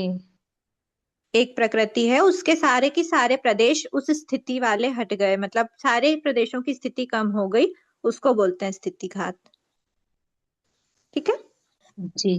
आगे बढ़ते हैं, और ठीक दीदी है। एक क्वेश्चन और था, उदीर्णा में जैसे गुण श्रेणी वगैरह नहीं होगा ना? उदीर्णा में गुण श्रेणी रचना नहीं होती, थैंक ठीक है। यू। और वैसे भी जो गुण श्रेणी है वो अंतर्मुहूर्त का जो ड्यूरेशन होता है, अंतर्मुहूर्त वाले ड्यूरेशन में बनती है गुण श्रेणी जो बनती है, और ये तो एक ही समय में लाते हैं ना ऊपर से, सिर्फ उदय समय में ही लेके आते हैं प्रदेशों को, ठीक है। जी। चलो अब हम देखते हैं गुण स्थान कौन कौन से हैं उदीर्णा के योग में। तो सबसे पहले हम देखेंगे, उदय से रिलेट करते जाना, ज्ञानावर्णी, दर्शनावर्णी, अंतराय कर्म का उदय कहाँ तक होता है? 12वें 12वें गुणस्थान तक। अभी हमने देखा 12वें 12वें गुणस्थान तक, गुणस्थान एंड समय तक। अब एंड समय में उसकी सत्ता भी खाली होती है। तो जब उसकी सत्ता खाली हो रही है तो सत्ता खाली होने की एक आवलिका पहले पहले हमको रोकना पड़ेगा। इसीलिए 1 से 11 तक तो पूरा है, बट 12वें गुणस्थान ही इसकी उदीर्णा होती है, चरम आवलिका में इसकी उदीर्णा रुक जाती है। ठीक है। फिर ज्ञानावर्णी, दर्शनावर्णी, वेदनी। वेदनी कर्म का उदय कहाँ तक होता है? 14 गुणस्थान। ठीक है, तो 14 गुणस्थान तक होता है। हाँ, एक पॉइंट और बताना भूल गई कि ये जो उदीर्णा है ये प्रयत्न विशेष से करी जाती है। प्रयत्न विशेष से उन प्रदेशों को खींच के आत्मा से बाहर धक्का मारा जाता है। तो ये जो प्रयत्न है ना, ये मन वचन काया के योग, मतलब मन वचन काया की जो प्रवृत्ति होती है, जब जीव के योग की अवस्था होती है, सयोगी अवस्था में ही ये पॉसिबिलिटी है। अयोगी अवस्था में ऐसी कोई भी चंचलता नहीं होती, उसमें सहज रूप से कर्म भोगे जाते हैं। तो इसीलिए 14 गुणस्थान में उदीर्णा नहीं होती। उदीर्णा के मैक्सिमम गुणस्थान 1 से 13 तक ही है। ठीक है। अब 13 गुण स्थान में अब हमने बोला वेदनी कर्म। वेदनी कर्म के का उदय कब तक है? 14 गुण स्थान तक। पर 14 गुण स्थान में तो क्या नहीं है? उदीर्णा पॉसिबल नहीं है। तो 14 गुण स्थान पूरे की पूरे गुण स्थान में उदीर्णा पॉसिबल नहीं है। 13 गुण स्थान तक उदीर्णा होती है। तो 13 गुण स्थान के लास्ट समय तक उदीर्णा पॉसिबल है वेदनी कर्म की। पर एक बात ऐसी बता दी है कि वेदनी कर्म और आयुष्य कर्म, ये 2 कर्म ऐसे होते हैं जिनकी उदीर्णा अप्रमत्त भावों में नहीं होती। जीव अगर वेदनी कर्म या फिर, ये फैक्ट है कि जीव वेदनी या फिर आयुष्य कर्म की उदीर्णा अगर कर रहा है तो वो प्रमत्त अवस्था में ही कर सकता है। अप्रमत्त अवस्था में कभी भी उसकी उदीर्णा पॉसिबल नहीं है। तो ये प्रमत्त अवस्था कब, प्रमत्त अवस्था कब तक रहती है? 6ठे गुण स्थान तक। कर्म ग्रंथ ये मानता है कि 6ठे गुण स्थान तक निरंतर, मतलब सदैव उनकी उदीर्णा चलती ही रहती है। पर आगमिक मत के अनुसार वेदनी कर्म और आयुष्य कर्म की जो उदीर्णा है वो प्रमत्त अवस्था में उदीर्णा होती है, ये तो दोनों मानते हैं। पर कर्म ग्रंथ मानता है कि वो सदैव उसकी उदीर्णा करता है, और आगमिक मत ये मानता है कि सदैव नहीं करता, कभी करता है कभी नहीं करता। ऐसा आगम में उल्लेख है, मतलब आगमिक मत ये मानता है। पर कर्म ग्रंथ के मत के अनुसार उदीर्णा सदैव होगी। तो अगर आपसे, अभी हम कर्म ग्रंथ के अनुसार पढ़ रहे, बंध शतक के अनुसार पढ़ रहे, बंध शतक कर्म ग्रंथ का ही पार्ट है, मतलब कर्म ग्रंथ मत का पार्ट है। तो कर्म ग्रंथ के अनुसार हम क्या कहेंगे कि वेदनी कर्म की 1 से 6 गुण स्थान तक हमेशा ही इसकी उदीर्णा होगी। ठीक है। अब हम यहाँ पे 13 गुण स्थान तक या 14 अयोगी है ये बात अब नहीं कर पाएंगे, क्योंकि हमें क्लियर बोल दिया कि अप्रमत्त अवस्था, चाहे आप 13, 12, 10, 11, 10, 9, 8, 7 कुछ भी ले लो, सभी अप्रमत्त अवस्थाएं, उसमें वेदनी कर्म और आयुष्य कर्म की नहीं होगी। इसीलिए वेदनी कर्म के लिए 1 से 6 गुण स्थान तक हमेशा इसकी उदीर्णा होती रहती है। अब आयुष्य कर्म की बात करते हैं। तो आयुष्य कर्म के लिए क्या बोलेंगे कि देखो, आयुष्य कर्म की सत्ता कहाँ तक है? हर भाव में हमारे आयुष्य कर्म की जो सत्ता होती है वो पूरी खाली करके ही, आत्मा से पूरी खाली करी तभी हम परभव में जाते हैं। कोई भी आयुष्य की सत्ता हम लेकर नहीं जाते। यहाँ पर पूरी सत्ता खाली करी फिर ही परभव में गए। परभव की जो आयुष्य थी उसकी सत्ता हम ऑलरेडी आयुष्य बंध के समय बना लेते हैं। तो इसीलिए ये आपका आयुष्य चल रहा था पूरा, ये आपका आयुष्य बंद हुआ, नहीं सॉरी, आयुष्य की सत्ता लास्ट है, मतलब आपका आयुष्य पूर्ण हुआ। इस समय पर आपका आयुष्य पूर्ण हुआ, अगले समय पे आपकी जो बद्ध आयु थी उसकी सत्ता स्टार्ट हो जाएगी। बट इस अंतिम सत्ता में हमने देखा है कि एक आवलिका का जो काल होता है अंतिम सत्ता के पहले का, उस काल में उदीर्णा पॉसिबल नहीं है। ठीक है। तो इसीलिए आयुष्य कर्म की जो उदीर्णा होती है वो कौन कौन से गुण स्थान में होती है? तो उदीर्णा तो 1 से 6 गुण स्थान तक, उदय तो हमेशा ही होता है ना। तो उदय तो हमेशा ही है, मतलब 1 से 6 गुण स्थान में सदैव इसकी उदीर्णा होगी। बट कब कब है, तो बोला है कि जो हमारी आयुष्य, इस भव की जो आयुष्य है, इस भव की आयुष्य को हम बोलते हैं भुज्यमान आयु। तो भुज्यमान आयु का एक आवलिका शेष बचा है, एक आवलिका शेष में उदीर्णा नहीं होती। एक आवलिका शेष मतलब एक आवलिका से ज्यादा अगर आयुष्य बचा है तो आयुष्य कर्म की उदीर्णा हमेशा होगी, 1 से 6 गुण स्थान के रहते ही, क्योंकि अप्रमत्त भावों में उसकी उदीर्णा नहीं होती। अगर जीव छठे गुण स्थान में भी कार्य कर रहा है और वो 7वें गुण स्थान में कार्य करे तो वैसे ही 7वें गुण स्थान में उदीर्णा नहीं होती। तो चाहे यहाँ की बात करें या यहाँ की बात करें, पॉसिबिलिटी नहीं है। छठे गुण स्थान में पॉसिबिलिटी है, 5वें में है, चौथे में है, मतलब इन गुण स्थानों में इसकी उदीर्णा संभव है। लेकिन लास्ट आवलिका में, मतलब देखो यहाँ पे सत्ता खाली करनी है, उसकी एक आवलिका पहले उदीर्णा रोकनी पड़ेगी। तो भुज्यमान आयु, इसको व्यवस्थित शब्दों में बोले तो ऐसा होता है कि प्रमत्त परिणामों में 1 से 6 की बात करेंगे, 7वां गुण स्थान अप्रमत्त हो गया, तब चाहे वो अंतिम आवलिका बचे या फिर उससे ज्यादा बचे, उसकी हम उदीर्णा नहीं कर सकते। तो कब कर सकते हैं? प्रमत्त परिणामों में भुज्यमान आयु एक, मतलब उसकी स्थिति एक आवलिका की शेष रहे, एक आवलिका रहे या फिर उससे ज्यादा, एक आवलिका से अधिक, मतलब एक आवलिका रहे की बात इसलिए नहीं करेंगे कि पूरी एक आवलिका में उदीर्णा नहीं होगी। तो एक आवलिका से ज्यादा अगर बची हुई है, एक आवलिका से अधिक रहने पर आयुष्य कर्म की उदीर्णा सदैव होती है, सदैव जीव करता है। क्लियर हुआ? दीदी उदय ठीक का है। बोलेंगे तो हम 1 से 14 गुण स्थान पूरा लेंगे, और उदीर्णा का बोलेंगे तो 1 से 6 लेना है, प्रमत्त अवस्था की अपेक्षा, है ना? हाँ, वो प्रमत्त अवस्था की भी अपेक्षा है। और दूसरी बात ये है कि उदीर्णा में हमको सत्ता वाला भी पॉइंट याद रखना पड़ेगा। तो सत्ता तो हर भव की अलग अलग, आयुष्य की अलग अलग सत्ता खाली होती जाती है, पर उदय जब हम बोलते हैं तो उदय कलेक्टिवली बोलते हैं। अगर हम उदय में भी, जब आप, अभी तो हम मूल कर्म पढ़ रहे हैं, जब आप उत्तर प्रकृति पढ़ोगे तो उसमें भी आपको पूरा 14 गुण स्थान तक नहीं बोल सकते। फिर आप मनुष्य आयु के लिए बोलोगे कि 14 गुण स्थान तक रहती है, पर आप देव आयु के लिए बोलोगे कि 4 गुण स्थान तक रहती है, नरक आयु 4 गुण स्थान तक रहती है, आयु 5 गुण स्थान तक रहे, उसमें फिर आपको गुण स्थान और पीछे करने पड़ जाएंगे।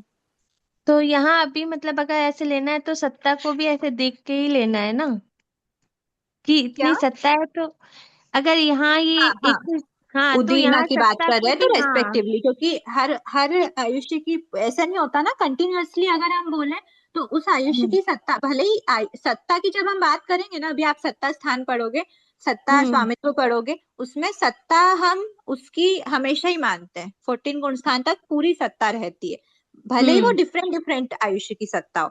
पर यहाँ हमको सत्ता की एंडिंग की बात कर रहे हैं, तो ऑफ कोर्स एक सत्ता की एंडिंग होगी तभी दूसरी सत्ता मतलब उदय में आती है। इसीलिए बीच बीच में सत्ता रुकती रहती है, इसलिए उदीर्णा में हमको लास्ट आवलिका कम करना पड़ेगा। ठीक है। हाँ दीदी, हाँ दीदी। अब इसमें दीदी साधन आदि भुज्यमान वाला आयु क्या होता है? भुज्यमान आयु मतलब तो अभी जो भोग रहे वो क्या? जो भोग रहे हैं वो बद्ध आयु? जो परभव की आयु बांधी हुई है। ठीक है, मेरी आवाज बहुत है ना, इसलिए परभव की आयु जो बांधी है उसको बध्यमान आयु बोलते हैं, और इस भव की आयु भुज्यमान आयु, जिसको भोग रहे हैं। ठीक है। अब आते हैं ज्ञानवर्णी, दर्शनावर्णी, वेदनी, मोहनी। मोहनी कर्ण को देख लेते हैं। मोहनी कर्ण का उदय कब तक रहता है? 1 से 9 9 उदय 10 उदय तक, उदय 10 तक। रहता है। उदय 10 तक सूक्ष्म लोभ होता है ना उदय में, 10th गुण स्थान में। तो 10th गुण स्थान में सूक्ष्म लोभ का उदय है, और उसके बाद जीव अगर 11th गुण स्थान में जा रहा है, तो 11th गुण स्थान में अगर वो जीव जा रहा है तो उसका उदय रुकना है। अगर 12th में जा रहा है तो भी उसका उदय रुकना है। उपशमक श्रेणी से 11th में गया तो वो उपशम करता हुआ, मतलब उसका उदय रुका है, और शपथ श्रेणी से गया, 10th से 12th में गया तो उसका क्षय करता हुआ वो क्या है? रुका है। बट ऐसा होता है कि एक आवलिका का जो काल है, लास्ट आवलिका है उदय की, उस लास्ट आवलिका में वो उदीर्णा नहीं करता। जैसे अगर हम सत्ता की बात करें ना, तो सत्ता के लिए समझना बहुत इजी है कि सत्ता क्षय हुआ, ये 10वां गुण स्थान है और ये 12वां गुण स्थान है मान लो, तो ये मानना बहुत इजी होता है कि ये उसकी लास्ट सत्ता है, उसके बाद सत्ता नहीं बचेगी, इसीलिए हमको एक आवलिका को हटा देना है। तो एक आवलिका हटाई मतलब चरम आवलिका नहीं लिया, तो 10वें गुण स्थान की द्विचरम आवलिका। और शुरुआत कहाँ से? 1 से पूरी, 1 गुण स्थान से 9 तक तो पूरी है, और 10वें की द्विचरम आवलिका DCA तक क्या हो रहा है, इसकी उदीर्णा हो रही है और चरम आवलिका में नहीं हो रही। ठीक है, ये तो हो गई शपथ श्रेणी की बात। पर उपशम श्रेणी की अपेक्षा जब हम देखते हैं तो उपशम श्रेणी में तो 11वां गुण स्थान आ रहा है, 11वें गुण स्थान में तो उसकी सत्ता खाली नहीं हो रही, फिर हम ऐसा कैसे बोल सकते हैं कि इसकी सत्ता की एंडिंग आ गई और हमको एक आवलिका। दीदी आवाज नहीं आ रही। मेरी आवाज नहीं आ रही है क्या? आ रही है आ मैम, रही है। आ रही है अनुषा। ठीक है, 11वें गुण स्थान में सोचने वाला विषय है कि जो 11वें गुण स्थान है उसमें तो सत्ता खाली नहीं हो रही है, मतलब सत्ता तो बची हुई है ना, उदय रुकता है उपशम की अवस्था में तो, पर फिर भी 10th गुण स्थान की चरम आवलिका में उदीर्णा क्यों रोका गया है? तो ये फैक्ट वाली बात है कि चरम आवलिका में नहीं होगी, चाहे उसका सत्ता क्षय होना हो या फिर उसकी सत्ता होना है, मतलब उपशम कर दिया पर सत्ता में है, फिर भी सत्ता में होने के बावजूद भी उसका उसकी चरम आवलिका में उसकी उदीर्णा पॉसिबल नहीं होती। ठीक है, यही आपको ये पॉइंट में समझाया दोनों। शपथ श्रेणी है तो सत्ता उसकी लास्ट सत्ता ही बची है, और अगर उपशमक श्रेणी वाला है तो दीदी उपशमक क्या श्रेणी, मेरे आवाज चली गई थी, पता नहीं चला, एक बार बोलो ना। शपथ श्रेणीवर्ती जो जीव होता है, सुनिए सुनिए एक बार वापस, शपथ श्रेणीवर्ती जो जीव होता है वो जीव अपने 10th गुण स्थान में उसकी लास्ट सत्ता रहती है, उसके बाद वो क्षय करके 12th में जाता है, तो लास्ट सत्ता में तो हम बोल देंगे कि लास्ट आवलिका में उसकी उदीर्णा नहीं होगी। बट अगर 11th गुण स्थान में जा रहा है तो सत्ता तो है, उपशमन की अवस्था है, उदय नहीं है पर सत्ता में है, फिर भी ऐसा नहीं होता कि चरम आवलिका तक उसकी उदीर्णा चलती रहे। सत्ता अधिक होने पर भी मोहिनी कर्म की उदीर्णा 10वें गुण स्थान के लास्ट आवलिका में नहीं होती। दीदी इसका क्या मतलब हुआ ना ये लाइन का कि एक आवलिका शेष रहने पर भी, अभी जो आपने बताया ना मौन्यकम की सत्ता अधिक होने पर, हाँ तो ये ये नहीं समझ में आया। उपशमक श्रेणीवर्ती जीव अगर है तो उपशमक श्रेणीवर्ती जीव क्या कहाँ पे जाएगा, और 11th गुण स्थान में उसका वो नहीं है, सत्ता उदय नहीं है पर सत्ता में तो है, क्योंकि सिर्फ उपशमन हुआ है, क्षय नहीं हुआ है, तो सत्ता में है। यही बताया कि एक आवलिका से अधिक सत्ता है। देखो जब हम क्षय की बात करते हैं तब तो हम बोल देते कि उसकी सत्ता यहीं तक थी, तो सत्ता अब जब इस पॉइंट पे जब जीव आएगा तो इस पॉइंट पे कहेंगे कि अब सत्ता सिर्फ एक आवलिका बची है, पर जब जीव इस पॉइंट तक आ जाता है तब उसको 11th गुण स्थान में जाना है, उपशमक श्रेणीवर्ती जीव इस पॉइंट पे आ जाता है या इस पॉइंट पे आ जाता है, इसी की बात कर लेते हैं ना एक बार, इस पॉइंट पे आता है तो अगर जीव शपक श्रेणी वाला है तो हम कहेंगे कि एक ही आवलिका बची है, पर उपशमक श्रेणी वाला है तो 11वें गुण स्थान तक भी तो सत्ता बची है, मतलब एक आवलिका से तो ज्यादा ही बची है उसकी सत्ता, और 11वें के बाद वापस वो 10वें में 9 में वापस फिर वो उन सब में भी तो सत्ता होगी तभी उसका उदय आएगा ना, तो इसीलिए एक आवलिका से अधिक सत्ता होने के बावजूद भी हम यही बोलते हैं कि इस अंतिम आवलिका में पॉसिबल ही नहीं है, चाहे वो शपक श्रेणी वाला जीव हो या फिर उपशमक श्रेणी वाला जीव हो। तो यही बताया है कि उपशमक श्रेणीवर्ती दीदी जीव तो दीदी दीदी शपथ श्रेणी में तो फिर अधिक स्थिति नहीं होगी ना, उसकी एक आवलिका जितनी ही स्थिति बचेगी ना। स्थिति सत्ता की अपेक्षा तो होगी ना, उदय में बस नहीं रहता पर सत्ता में तो तो होती है। एक आवलिका से तो अधिक नहीं बचेगी ना उसकी। क्यों नहीं बचेगी, अगर सत्ता नहीं होगी तो वापस उदय कैसे आएगा? नहीं नहीं, शपथ श्रेणी में पूछ रही हूँ मैं, उसमें तो शपथ समझ श्रेणी, आ हाँ, गया कि शपथ अधिक श्रेणी की तो तो। शपथ श्रेणी तो बहुत इजीली समझ आ जाता है कि शपथ श्रेणी लास्ट सत्ता यहीं तक है तो एक आवलिका ही बची है। हाँ, और हाँ वो वैसे भी तो ये तो 10वें तक ही है ना, तो फिर दीदी ये तो एक आवलिका शेष रहने पर मोहनीय क्रम की स्थिति सत्ता, यानी एक आवलिका में भी उसकी ज्यादा स्थिति का होना बताया गया है। ये लाइन ही समझ नहीं आ रही। अरे जो एक आवलिका है ना, ये स्थिति की आवलिका नहीं है, वो 10वें गुण स्थान की आवलिका है। ये 10th गुण स्थान इस पॉइंट तक है ना, तो 10th गुण स्थान इस पॉइंट तक है, उसकी एक आवलिका बची। हाँ बट जीव के अंदर तो सत्ता बहुत सारी बची ना, 11th गुण स्थान तक भी बची है। हाँ हाँ ये तो 10वें गुण स्थान का काल एक आवलिका बचा, ये 10वें गुण स्थान का काल था, एक आवलिका बचा। पर मोहिनी कण की सत्ता कितनी बची है? शपक श्रेणी की अपेक्षा तो वो भी एक आवलिका ही बचती, पर उपशमक श्रेणी की अपेक्षा तो एक आवलिका से ज्यादा बची है। अच्छा फिर भी यहाँ पर उदीर्णा नहीं होती। उस समय दीदी उदीर्णा नहीं होगी, लेकिन जब जय वापस जिनेन्द्र जो 9th गुण स्थान में आएगा, मतलब जय 11th में जाके जिनेन्द्र वापस दीदी अगर वो आ गया एक बार डाउट हो रहा है, किसी का डाउट चल रहा है। देखो दीदी 9th की बात कर रहे हो, एक बार प्लीज प्लीज, जो आप 9th की बात कर रहे हो वो तो 11th से डायरेक्ट 10th में आएगा, तो वापस हाँ उसका 10th उदय में स्टार्ट आएगा हुआ, तो वापस वापस चालू उदीर्णा। हो गया। हाँ, हाँ वापस वापस उदीर्णा उदीर्णा स्टार्ट हो स्टार्ट जाएगी। ओके ठीक है जी। हाँ, अब बोलिए पुष्पा जी। हाँ दीदी 11th में सत्ता तो है पर उदय नहीं है, इसलिए उदीर्णा नहीं हो रही है। हाँ ठीक है। अब ज्ञानावर्णी उपसंबक दर्शनावर्णी, में हाँ पूछिए। हाँ जय जिनेन्द्र दीदी, मैं बोल रही हूँ कि 10वें के द्विचरम आवलिका तक के हुआ उदीर्णा, पर नियम तो यही है ना कि उदयमान प्रकृति का ही उदीर्णा हाँ, होती तो है, 11वें में तो हम नहीं हुआ ना, हाँ हाँ 10वें के तो इसी द्विचरम के में कारण खत्म हो गया। 11वें नहीं होता ना, सत्ता हाँ, तो है पर उदय नहीं है, उदय इसलिए नहीं है, इसीलिए उदीर्णा भी नहीं होगी। ठीक, ठीक है। धन्यवाद। ज्ञानावर्णी, दर्शनावर्णी, वेदनी, मोहनी, आयुष्य तक बात हो गई। अब बात आती है नाम, गोत्र और अंतराय की भी बात हो गई है। ज्ञानावर्णी, दर्शनावर्णी और अंतराय साथ में। नाम और गोत्र, नाम और गोत्र की ये उदय कब तक होता है? 13 नहीं नहीं नहीं नहीं, 40 क्वेश्चन क्वेश्चन ध्यान से सुनिए। उदय कब तक होता है? 14 तक। और 14 14 गुण x स्थान में 14 अयोगी गुण स्थान होने के कारण उदीर्णा नहीं होती, इसीलिए 13th गुण स्थान के लास्ट समय तक हम क्या मानेंगे? उदीर्णा नाम गोत्र की मानेंगे। वेदनी में भी, आयुष में भी ये पॉसिबिलिटी हो सकती थी कि हम 13 तक मान लें, लेकिन वो अप्रमत्त भावों में उसकी उदीर्णा नहीं होती, इसीलिए उसको 6 पे स्टॉप करना पड़ा। ठीक है, तो ये उदीर्णा। अब ऐसे एक बार के लिए ना उदीर्णा स्थान भी यही निपटा लेते हैं, वरना फिर वापस रह जाएगा वो। अब हमने ये तो देख लिया कि उदीर्णा कब कब होती है, गुण स्थान ध्यान में रखना। 12 की डीसीए, 6, 10 की डीसीए और 13। ठीक है, अब सबसे पहले किसका नंबर आया बाहर निकलने, मतलब खत्म होने का?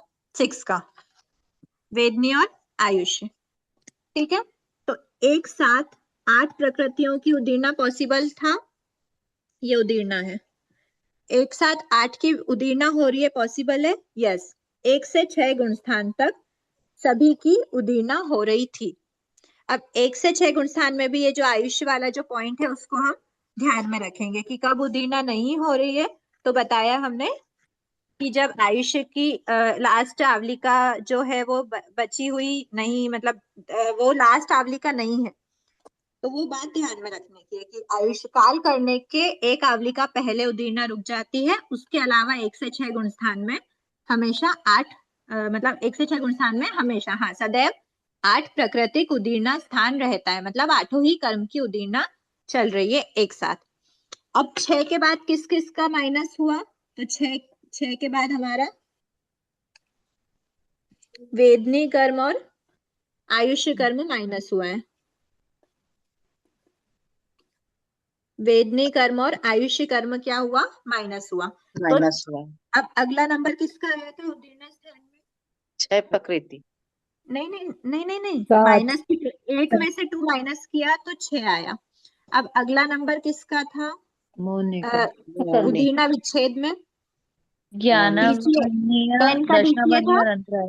एक बार गुण स्थान देखते हैं। 10 का अच्छा डीसीए था, मोहनीय, सॉरी 10 के द्विचरम, 10 का द्विचरम है ना, तो 10 का द्विचरम मतलब 6 के बाद 7वां, 8वां, 9वां और 10 का डीसीए, द्विचरम आवलिका तक क्या होता है? 6 कर्मों का, मतलब जहां पर वेदनी और आयुष का नहीं हो रहा, मतलब ज्ञानावर्णी, दर्शनावर्णी, मोहनी और नाम गोत्र अंतराय, इन 6 कर्मों की उदीर्णा एक साथ होगी। 7, 8, 9 और 10 का डीसीए। फिर हम बात करते हैं, या 10 के डीसीए में किसको आउट करा था हमने? मोहनी कर्म को। 6 वाले है में ना? वापस एक बार। 6 प्रकृति कौन कौन सी है? हमने 8 में से वेदनी और आयुष माइनस कर दी, मतलब ज्ञानावर्णी, दर्शनावर्णी, मोहनी, नाम, गोत्र और अंतराय। ये 6 कर्मों का एक साथ उदीर्णा हो रही है। कौन कौन से गुण स्थान में? 6 गुण स्थान तक तो 8 ही कर्मों की हो रही थी, 2 को माइनस किया तो फिर 7वां, 8वां, 9वां और 10 के डीसीए में हमको अगले विकेट को डाउन करना है। अगला विकेट कौन डाउन हुआ है? मोहनी कर्म का। तो 10th के डीसीए के बाद, मतलब 10th की चरम आवलिका। अब हमको किसको माइनस करना है? माइनस मोहनी कर्म। तो एक कर्म को माइनस करेंगे तो 6 - 1 5 बचा, 5 बची। अब 5 बची तो 5 कहाँ तक चलेगी? तो वो चलेगी 10th के चरम आवलिका में, ठीक है। उसके बाद अब अगला विकेट कहाँ डाउन हुआ था? ज्ञानावर्णी दर्शनावर्णी का हुआ था ना, ज्ञानावर्णी दर्शनावर्णी और अंतराय का। समय में 12th की द्विचरम आवलिका। 12th की डीसीए में, द्विचरम आवलिका में। तो उसके पहले 10th, 11th और 12th के डीसीए तक 5 प्रकृतियों की उदीर्णा होगी, जिसमें हमने वेदनी हटा दिया, आयुष हटा दिया, मोहनी हटा दिया। बचा क्या क्या? ज्ञानावर्णी, दर्शनावर्णी, नाम, गोत्र, अंतराय। ये 5 कर्मों की उदीर्णा कहाँ होती है? 10th के चरम आवलिका में। इसके बाद से काउंट करना, 10th की चरम आवलिका, 11th गुण स्थान, 12th की द्विचरम आवलिका। अब 12th की चरम आवलिका अब हमने कितनी हटाई? 12th गुण स्थान में कितनी हटाई हमने प्रकृतियां? ज्ञानावर्णी, दर्शनावर्णी और अंतराय। 3 माइनस करिए हमने यहाँ पर, तो 5 - 3, तो अब हमारे पास कितनी बची? 2 प्रकृति। 2 बची। Battery down. 2 प्रकृति बची। 2 प्रकृतियां जो है वो 2 प्रकृति कहाँ तक चलेगी? तो वो रहेगी, अभी हमने 12th का डीसीए बोला था, अब 12th का चरम आवलिका, 13 की चरम आवलिका और 14 भी रहेगी क्या? नहीं। क्योंकि 14 पे इन दोनों का भी विकेट डाउन हो जाता है, अयोग्य अवस्था में कोई की भी उदीर्णा नहीं होती। इसीलिए 12th की चरम आवलिका और 13 गुण स्थान में 2 प्राकृतिक उदीर्णा स्थान होता है। और 13 के अंतिम समय तक, यहाँ पे कोई भी आवलिका कम नहीं करी हमने, क्योंकि 14 गुण स्थान भी हमारे पास उदय के योग्य था, पर वहां अयोग्य के कारण हमने उदीर्णा नहीं करी। तो इनमें सब में अपने को चरम आवलिका लेनी है। सब में कहाँ लिए? नहीं, जो मैंने उदीर्णा जो वापस आगे वाले कर्म की होगी वो मैंने चरम आवलिका लेना है ना तो उसमें। चरम आवलिका इसीलिए लिया ना कि इसके बाद किसका नंबर आएगा। हाँ अब द्विचरम तक तो आपने 6 वालों का कर दिया, तो हाँ चरम में हाँ किसका नंबर आया? तो 5 वालों का ही नंबर आएगा ना, ठीक। हाँ क्योंकि हाँ वहां ठीक। पे उदीर्णा रुक गई है, तो अब 5 की होगी। हम्म। ऐसा, ठीक है। ठीक तो ठीक। ये हमारा उदीर्णा स्थान भी कंप्लीट हो गया है। सत्ता स्थान हम नेक्स्ट क्लास में एक बार देख लेंगे। फिर हम ये संवेद भंग को फिर नेक्स्ट क्लास में मैं वापस इनको जो चारों हैं इनको रिवीजन में नहीं लूंगी, तो आप बहुत अच्छे से ये कर लेना। सत्ता स्थान ज्यादा टफ नहीं है, वो आप सेल्फ भी कर लोगे, तो आप एक बार देख लोगे। दीदी 7 प्रकृति का बताइए। स्क्रीनशॉट लेना था। उदीर्णा स्थान 7 आप प्रकृति का ये नहीं बताएं लिखा आपने। दीदी, 7 प्रकृति का बताइए। 7 8, 6, प्रकृति। 5, 2 हुआ ना, 7 रह गया। 7 अच्छा, जब 7 आयु का एक मिनट। आयु जब हाँ आयुष का, आयु की उदीर्णा नहीं करे तब। हाँ, आयुष्य की उदीर्णा मतलब जो उसकी लास्ट आवलिका वाली जो बात हो गई, लास्ट आवलिका में आयुष्य की उदीर्णा नहीं करता, तो गुणस्थान उसके 1 से 6 ही रहेंगे। एक बार सुनना, 1 से 6 ही रहेंगे गुणस्थान, पर उन गुणस्थानों में आयुष्य का लास्ट मतलब जो भुज्यमान आयु है उसकी लास्ट आवलिका नहीं हो, ऐसी स्थिति है, तो उस समय पर 7 प्राकृतिक होगा, क्योंकि वहां पर आयुष्य की उदीर्णा रुक गई है। तो आयुष्य की उदीर्णा रुकी मतलब 8 - 1 7 हो गया। तो मतलब कोई भी जीव अगर अगले भाव में जा रहा है, एंडिंग की आवलिका में, लास्ट आवलिका में, वो कितने प्राकृतिक उदीर्णा स्थान में रहेगा? तो वो बताया 7 प्राकृतिक उदीर्णा स्थान में। अब हमें ये भी बात पता है कि जो मतलब गुणस्थान तो 1 से 6 पूरे होंगे, पर थर्ड गुणस्थान जो होता है उसमें ना तो आयुष्य का बंध होता है कोई नई आयु भी नहीं बनती, प्लस थर्ड गुण स्थान में कभी भी जीव काल नहीं करता। तो हम क्या बात कर रहे हैं, सात प्राकृतिक कब होता है? जब काल करने की एक आवलिका बची हो, तब सात प्राकृतिक उदीर्ण स्थान होगा। और जब थर्ड गुण स्थान में कोई जीव काल ही नहीं कर रहा, फर्स्ट में काल कर सकता है, सेकंड में काल कर सकता है, फोर्थ में कर सकता है, फिफ्थ में कर सकता है, सिक्स्थ गुण स्थान में भी कर सकता है, पर थर्ड गुण स्थान में कोई भी जीव काल नहीं करता। इसीलिए जो काल करने की लास्ट आवलिका में सात प्राकृतिक उदीर्ण स्थान था, वो थर्ड गुण स्थान में नहीं पाया जाता, first, second, fourth, fifth, sixth में ही पाया जाता है।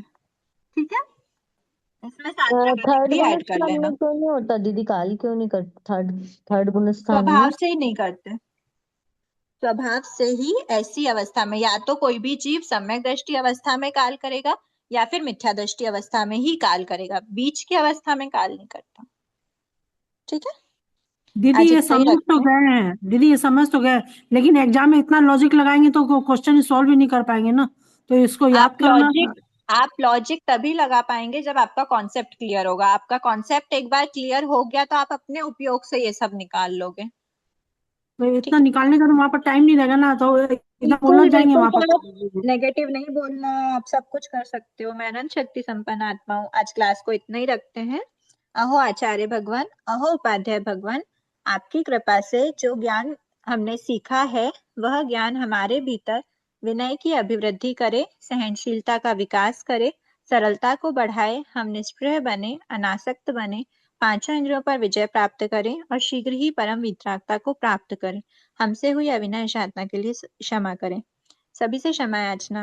जय जिनेन्द्र। जय जिनेंद्र, बहुत बहुत धन्यवाद दीदी। धन्यवाद। जय जिनेंद्र दीदी।